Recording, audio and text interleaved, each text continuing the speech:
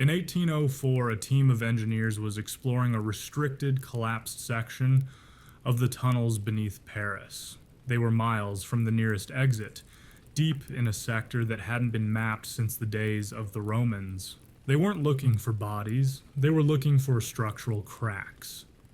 But in the dirt near a blocked-off wall, they found a pile of rotting rags. Inside the rags was a skeleton, and clutched in the skeleton's hand was a heavy iron keyring. The engineers recognized the keys immediately. They were the keys to the Val-de-Grâce hospital. This wasn't a random vagrant. This was Philibert Aspairt. He had been missing for 11 years, and the tragedy wasn't just that he died. It was where he died. When the engineers measured the distance, they realized a horrific truth. Philibert had collapsed and died less than 30 feet from a staircase that led to freedom. He had spent 11 years waiting in the dark, just on the other side of a wall. Tonight, we are going to walk his path. We are going to turn off the lights and descend into the empire of death to understand exactly how a man who knew the city better than anyone managed to walk into a trap he couldn't escape. The story begins on November the 3rd, 1793, and it begins with a bottle of liquor.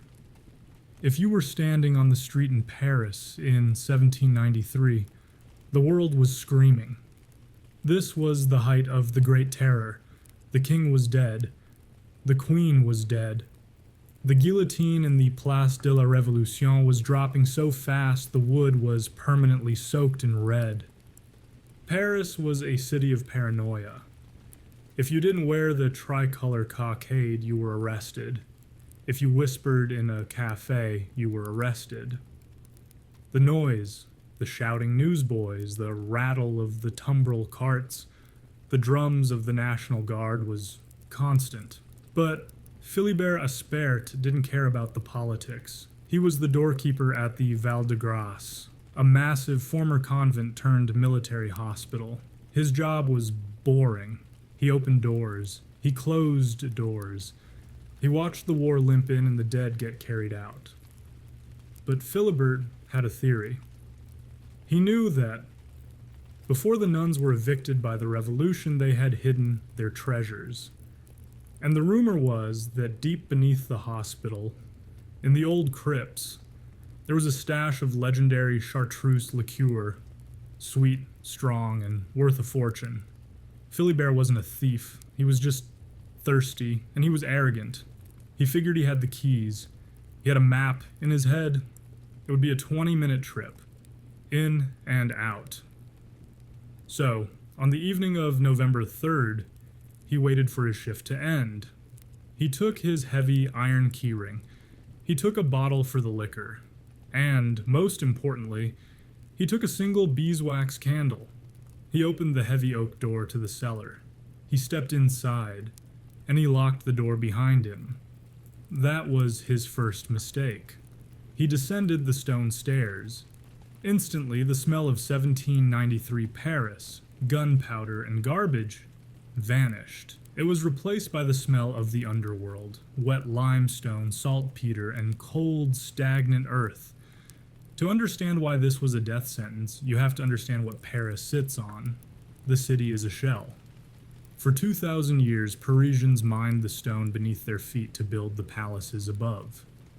By 1793, there were nearly 200 miles of tunnels under the city.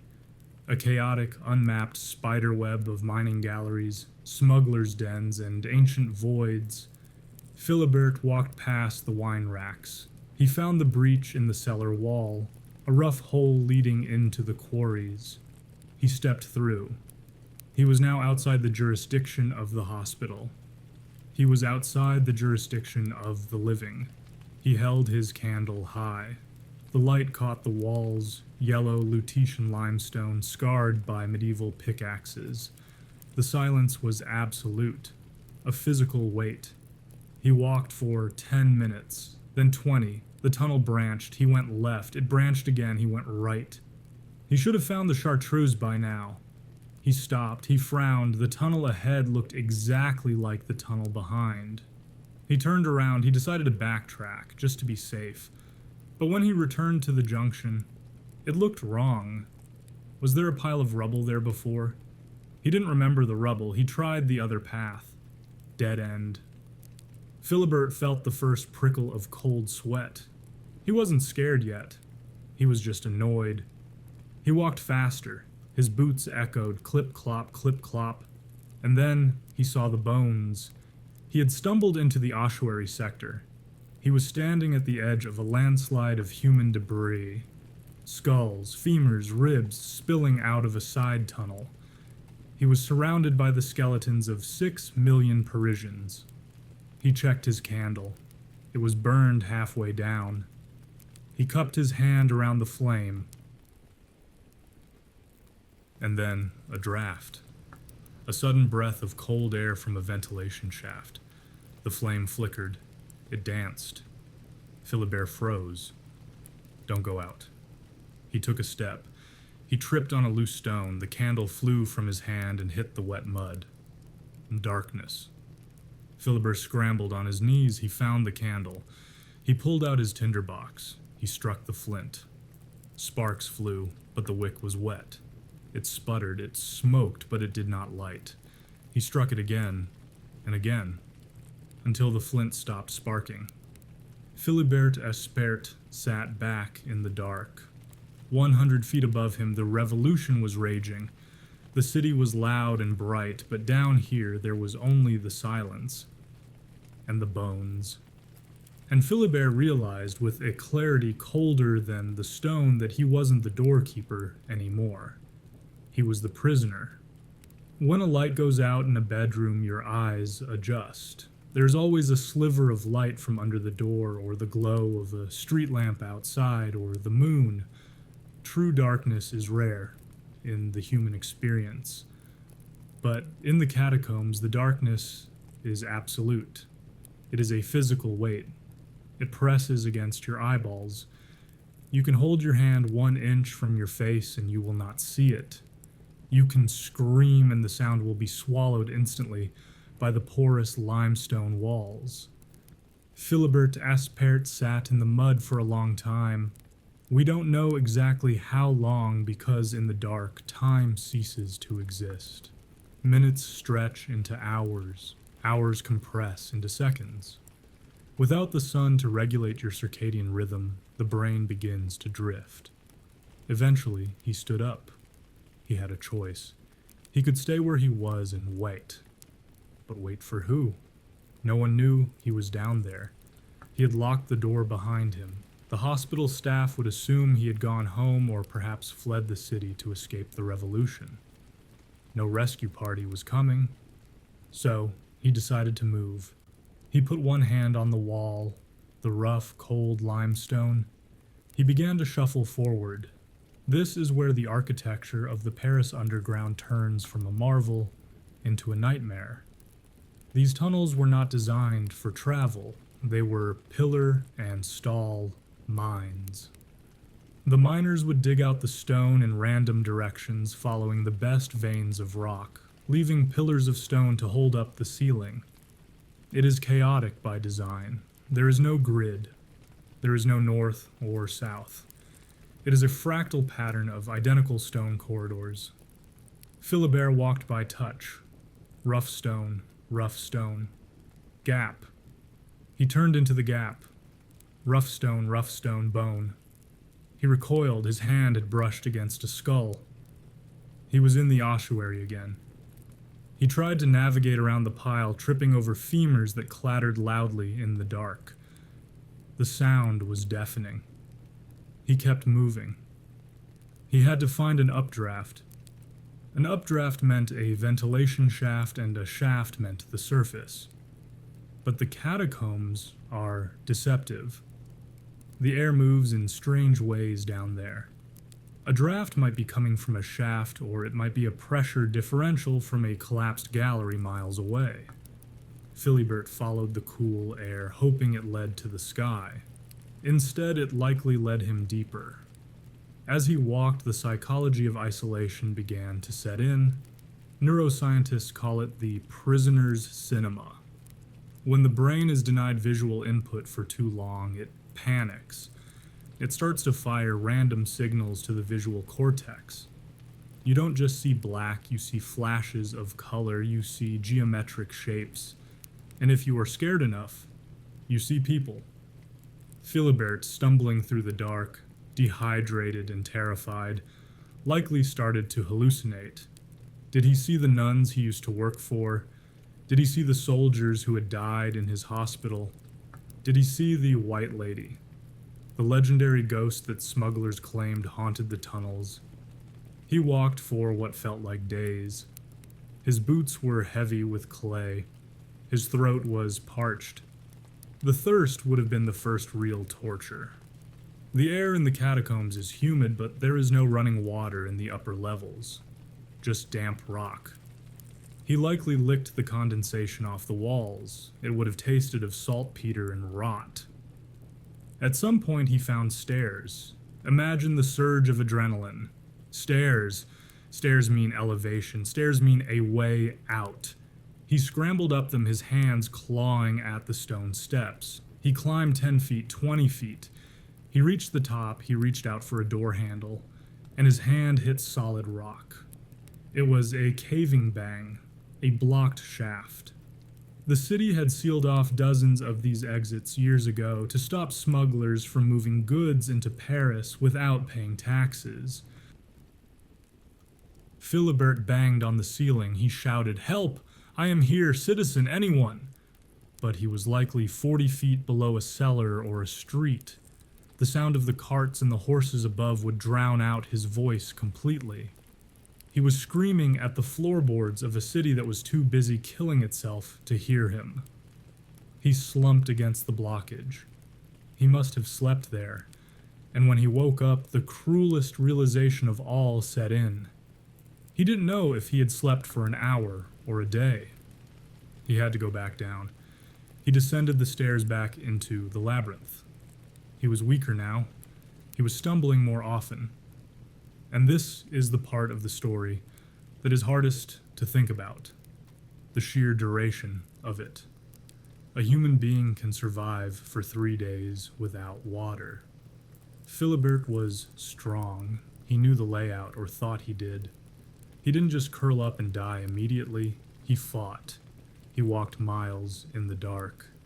He traced the walls until his fingertips were raw and bleeding. He explored entire sectors of the underworld that no living person would see again for decades. He was the king of the catacombs. He was the only living thing in a city of 6 million dead. And as the end approached, as the dehydration caused his organs to shut down, he probably stopped feeling fear. The brain, in its mercy, eventually stops panicking and starts shutting off the lights. He grew tired. Not just sleepy, but heavy. The mud floor didn't feel cold anymore. It felt soft. He found a spot near a wall. It wasn't an exit. It wasn't a special room. It was just a place where his legs finally refused to take another step. He sat down. He clutched his keyring, the symbol of his authority, the keys to the doors he used to open. He held them tight, like a talisman. He closed his eyes, and the darkness inside his head finally matched the darkness outside. The candle had gone out days ago, but now the man went out too, and Paris continued to spin above him. The terror ended. Robespierre was executed. Napoleon rose to power. The wars began. The wars ended, and all that time Philibert Aspairt sat against the wall, turning slowly into just another skeleton in a world made of them. Time works differently underground. Above ground, 11 years passed. The French Revolution burned itself out. Napoleon Bonaparte crowned himself emperor. The fashion changed, the currency changed, the maps changed. A whole generation of Parisians grew up, got married, and had children, but in the tunnel, nothing changed. The temperature stayed at a constant 57 degrees. The humidity stayed at 100%. The silence remained unbroken. Philibert Aspairt was just a pile of dust and rags sitting against a limestone wall, clutching a rusted ring of iron. Then, in 1804, the silence was broken. A team of men entered the sector. They weren't smugglers or monks. They were engineers from the Inspection Générale des Carrières, the organization created by Napoleon to map and stabilize the mines so Paris wouldn't collapse into a sinkhole. They were methodical men.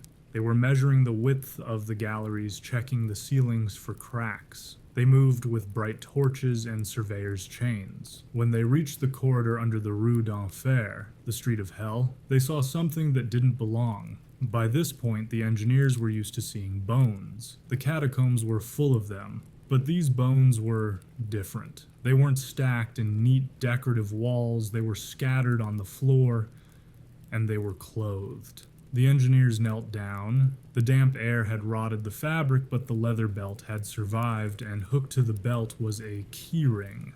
They wiped the mud off the keys. They saw the markings of the Val de Grace hospital. They checked the records. They found the entry for a doorkeeper named Philibert Aspairt, who had vanished during the height of the terror in 1793. The pieces clicked into place. They were looking at the man who went out for a drink and never came back. But then the engineers made a second discovery, one that turned this tragedy into a cruel, cosmic joke. They checked their maps. They looked at the wall Philibert had died against. They measured the distance to the nearest surface exit. It was less than 30 feet. If Philibert had stood up, walked 10 paces to his left, and cleared away a small pile of loose rubble, he would have found a staircase leading up to the street. He would have emerged into the fresh air. He would have lived. He had spent his final hours and his final breaths sitting almost within touching distance of freedom, separated only by a curtain of darkness. The engineers didn't bring his body to the surface. Maybe they felt it was too late. Maybe they felt that after 11 years, he belonged to the catacombs. Instead, they buried him right where they found him. They dug a shallow grave in the tunnel floor. And because the 19th century was an era of romantic gestures, they erected a stele, a stone monument in his honor. You can still see it today. It stands in a restricted off-limits section of the catacombs, far from the tourist paths. It is a simple stone pillar. The inscription reads, "In memory of Philibert Aspairt, lost in this excavation on November 3rd, 1793, found 11 years later and buried in the same place on April 30th, 1804. Over the centuries, Philibert has become something of a legend among the Cataphiles, the illegal urban explorers who sneak into the tunnels at night to map the forbidden sectors. They call him the gatekeeper, the patron saint of the lost. There is a superstition that every November 3rd, his ghost wanders the galleries. They say that if you are deep in the tunnels and your flashlight flickers, or you feel a sudden cold draft, it is Philibert, trying to blow out your light so you can join him in the dark. But I don't think Philibert is a monster. I think he's a warning. The Paris catacombs are a marvel of engineering. They are an empire of death that holds the history of a civilization. But they are also a reminder of how fragile our mastery of the world really is. We build cities, we draw maps, we light street lamps. We convince ourselves that we have conquered the dark. But the dark is always there, just a few feet beneath the pavement, waiting for us to drop the candle. Philibert Aspairt wasn't a bad man. He wasn't a fool. He was just a guy who made one small mistake. He trusted his memory instead of the map. He trusted the candle instead of the sun, and the underground kept him. So, the next time you are walking through a city at night, and you see a grate in the sidewalk, or a heavy iron door leading down into a cellar, take a second to listen. You might hear the subway, you might hear the sewers, or you might hear the clip-clop of boots walking in an endless circle looking for a bottle of wine that isn't there. Thank you for joining me in the dark tonight. I'm going to go check the batteries in my flashlight, and then I'm going to double lock my door. Sleep well, and if the lights go out, just stay where you are. Good night.